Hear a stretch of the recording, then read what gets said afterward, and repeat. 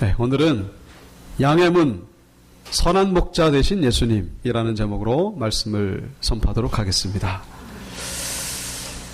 예수님께서 우리의 양의 문이 되시고 또한 선한 목자가 되신다. 이 의미가 과연 어떤 의미인지 좀 더 명확하게 알기 위해서 우리가 오늘 본문 10장을 봤습니다마는 9장으로 거슬러 올라갈 필요가 있습니다.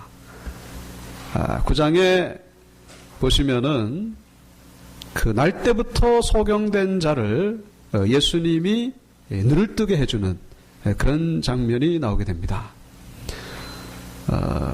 날 때부터 소경된 자가 눈을 떴으니까 얼마나 참 기쁘고 정말 경사스러운 일이고 감사한 일입니까? 그런데 9장을 읽어보면은 전혀 그렇지가 않아요. 뭐 감사하고 기쁜 분위기가 아니라 아주 심각하고 아주 피곤한 그런 논쟁이 계속되는 것을 볼 수가 있습니다. 왜 그런가 하니 이 종교 지도자들인 바리새인들이 볼 때에 이게 불법을 했다는 거죠. 불법. 그러니까 이 소경이 눈을 뜬 날이 안식일이었습니다. 그리고 이 일을 저지른 사람이 바로 소위 말하는 전과가 있는 예수님이시다.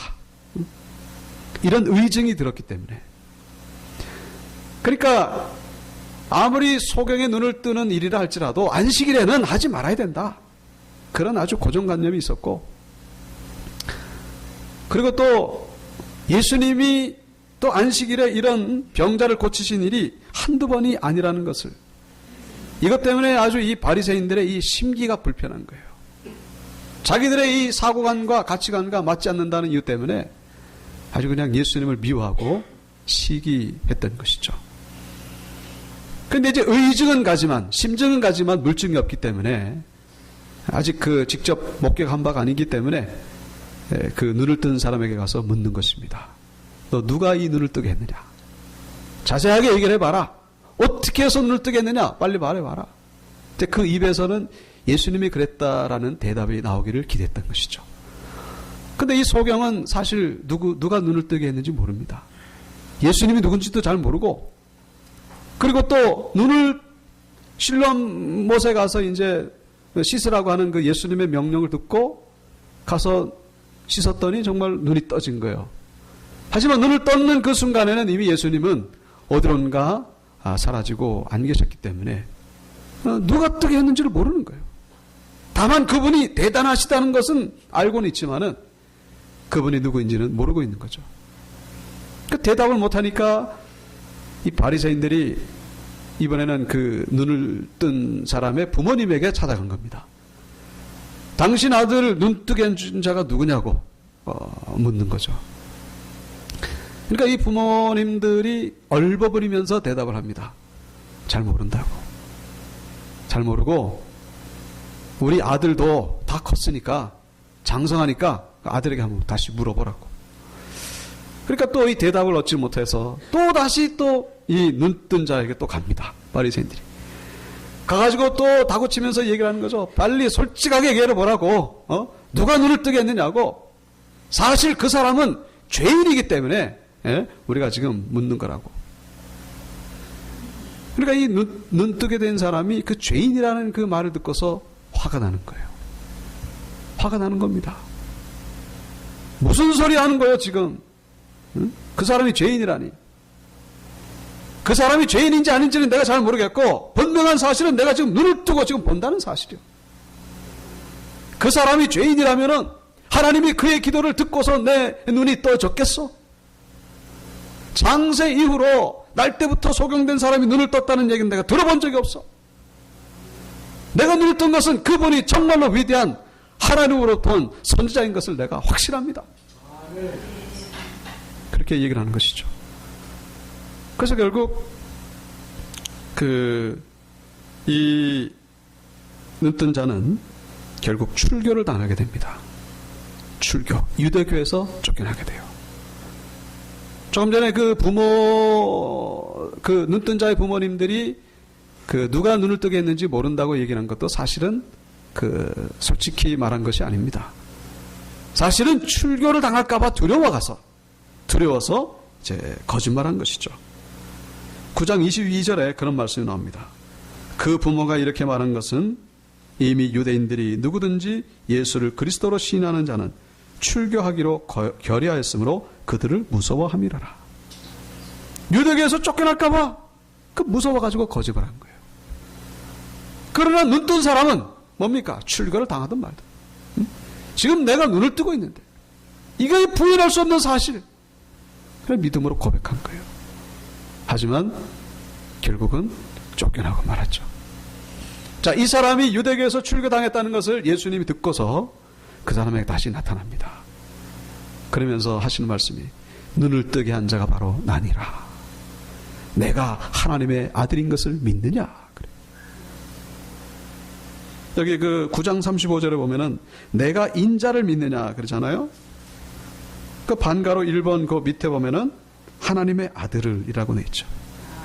내가 하나님의 아들을 믿느냐? 그러니까 이 눈뜬 자가 뭐라고 대답하죠? 믿습니다.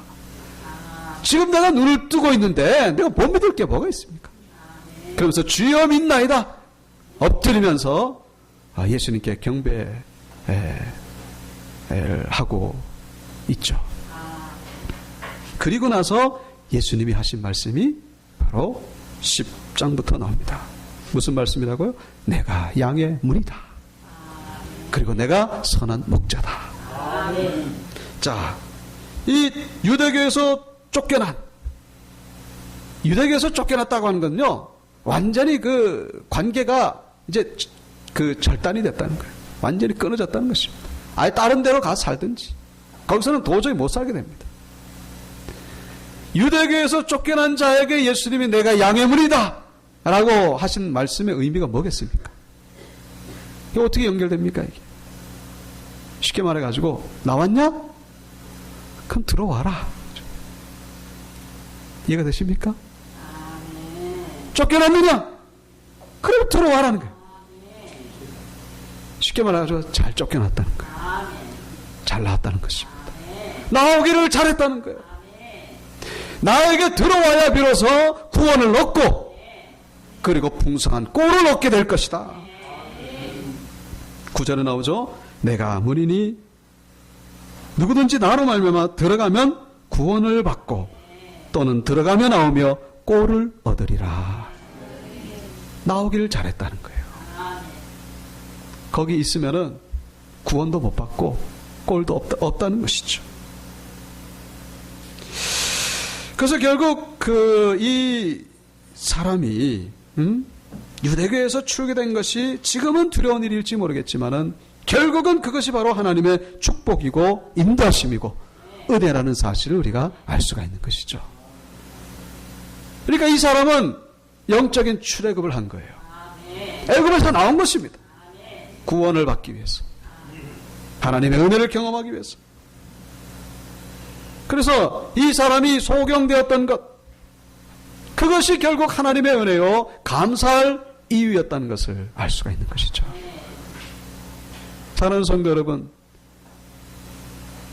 여러분들이 지금 신앙생활하고 있는 것이 뭡니까? 결국은 이 소경이 유대교에서 나와서 예수님의 구원의 문으로 들어간 것처럼 여러분이 바로 세상에서 나와가지고 구원자 대신 예수님의 문으로 들어갔다는 사실을 다시 한번 발견되기를 축원합니다. 우리가 지금 예수님의 문으로 들어가는 거예요. 여러분들이 각자 세상에서 나올 때에 예수님의 문으로 들어갈 수밖에 없었던 그런 사연들이 각각 다르겠죠. 어떤 분들은 사업이 망해가지고 그래서 예수님의 구원의 문을 발견하게 된 분이 계실 것이고, 어떤 분은 질병 때문에, 어떤 분은 인간관계 때문에, 여러 가지로 사회에서 송해당하고 사회에서 어떻게 보면 뒤처진다는 그런 의식으로 구원의 문을 찾다가 예수님을 발견하게 된 분들이 계실 것입니다. 그게 바로 은혜고 축복임을 믿으시기를 축원합니다. 구원의 문 대신 예수님을 발견하면은 그게 바로 복이라는 것입니다. 그래서 우리는 그쪽으로 들어가야 돼요. 예수님의 구원의 문으로. 방지일 목사님이라는 분이 계십니다. 이 2년 전에 2014년도에 104세로 소천하셨습니다. 오래 사셨죠. 우리 이장로님 어머님도 93세로 96세로 참 장수하셨는데 감사하게도 주무시다가 돌아가셨으니 얼마나 참 복입니까? 근데 저 목사님은 104세에 돌아가셨으니 근데 저 목사님이 유명하신 것은 우리나라에 그래도 기독교를 대표할 만한 분이 한경직 목사님이신데 그 목사님 다음으로 존경받는 분이 바로 저 목사님이세요. 근데 저 목사님의 그 신앙을 얘기를 하려면은 이 방지일 목사님의 할아버지 박만준 할아버지로 거슬러 갑니다. 오른쪽에 계시는. 그러니까 참 옛날이죠. 1800년대. 이 박만준 할아버지가 그 외국 선교사에게 직접 복음을 전해 듣고 예수 믿기로 결단했습니다. 그런데 저 박만준 할아버지가 아주 그 가문의 장손입니다.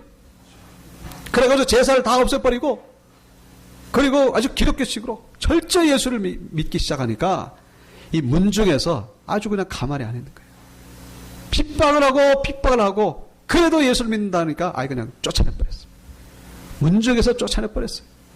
그래서 저 30리 바깥에 그 이상한 사람들만 살고 있는 거기서.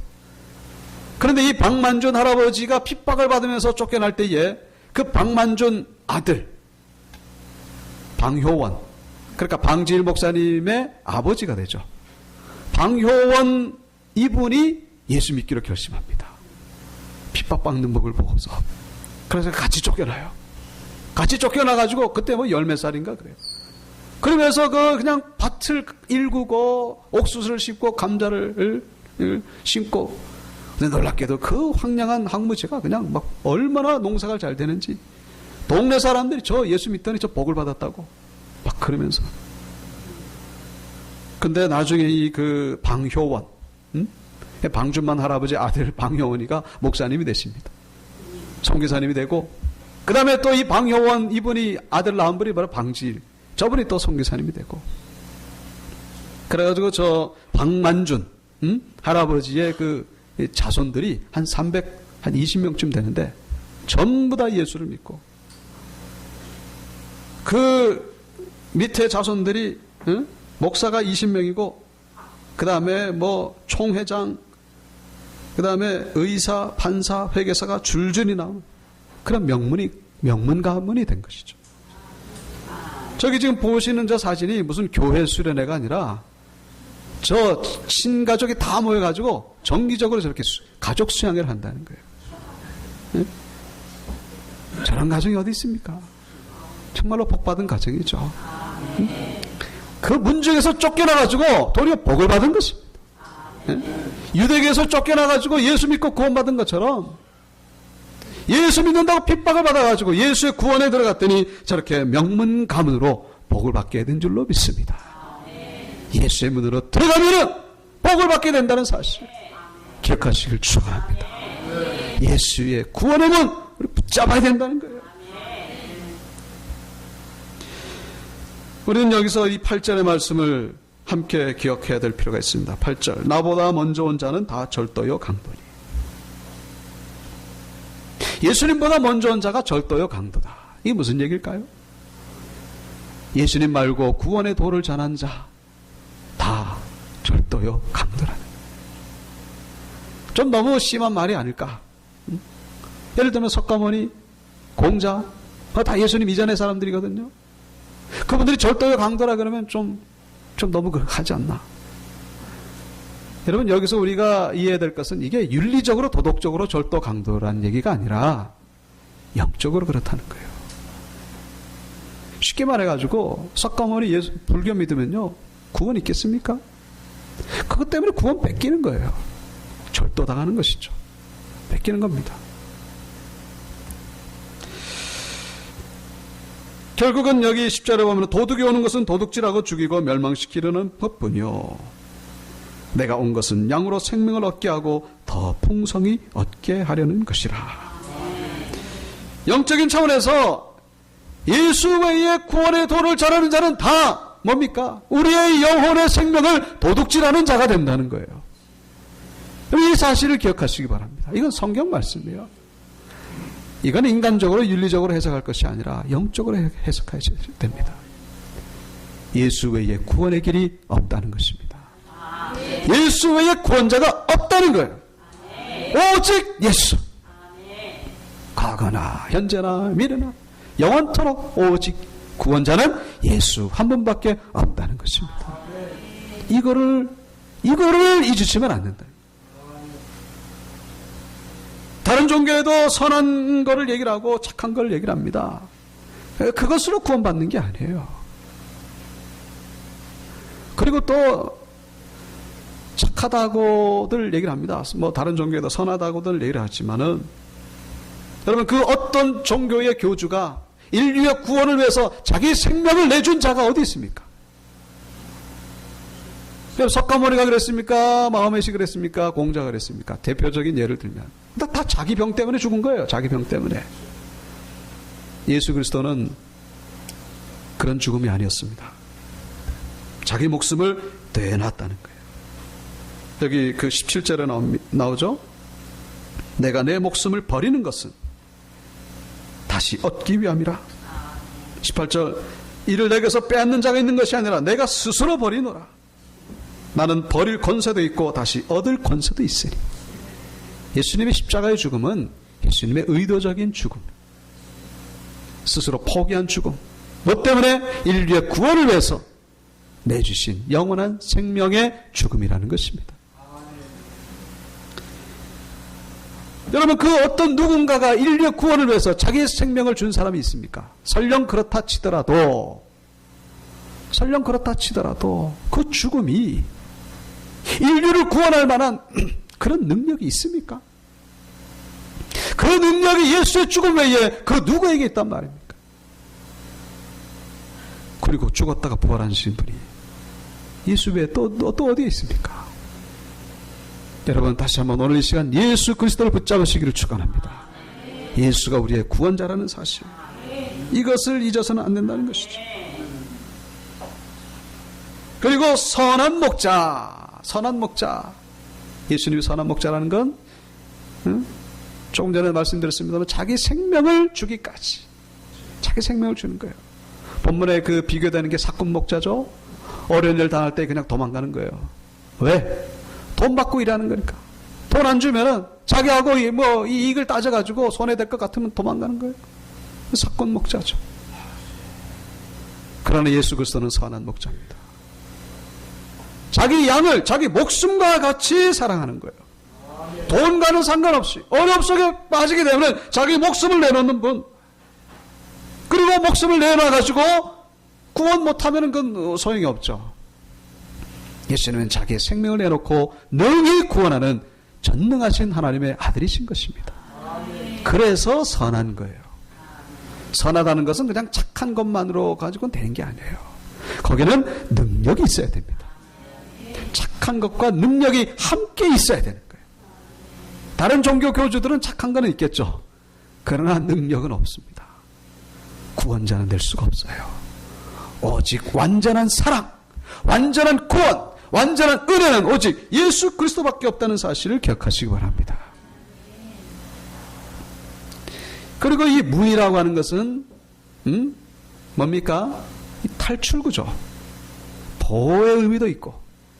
여러분, 주무실 때 문 안 잠그고 주무시는 분 계십니까? 그런 분은 없을 거예요. 왜? 문이 우리를 지켜주기 때문에. 문이 없으면 보호받을 수가 없어요. 문이 있어야만 보호를 받는 겁니다. 오늘 본문의 양은 누굽니까? 양은 우리죠. 이스라엘 백성들, 또 눈뜬 모든 사람을 다. 이 양들이 이 목자하고 같이 다니다가 이 악촌으로 만나게 되면 그냥 들판에서 자게 되는 경우가 있어요. 울타리가 아니라.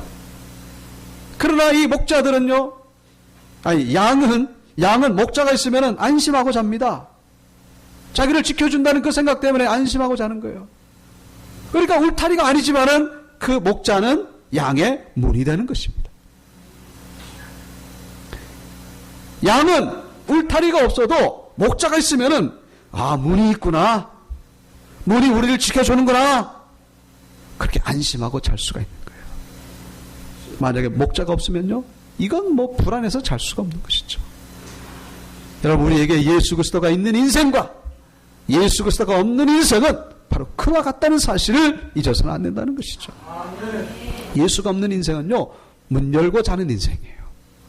네? 다 가져가쇼 그런 거죠. 아무거나 가져가쇼, 마음대로 가져가쇼, 내 생명도 가져가쇼. 그런 자가 어디 있겠습니까? 문을 모시고 사시기를 축원합니다. 생명의 문, 그리고 탈출구가 되는 거예요. 집안에 화재라도 나면요, 어디로 뛰쳐나가야 됩니까? 문으로 가야 되는 거예요, 문.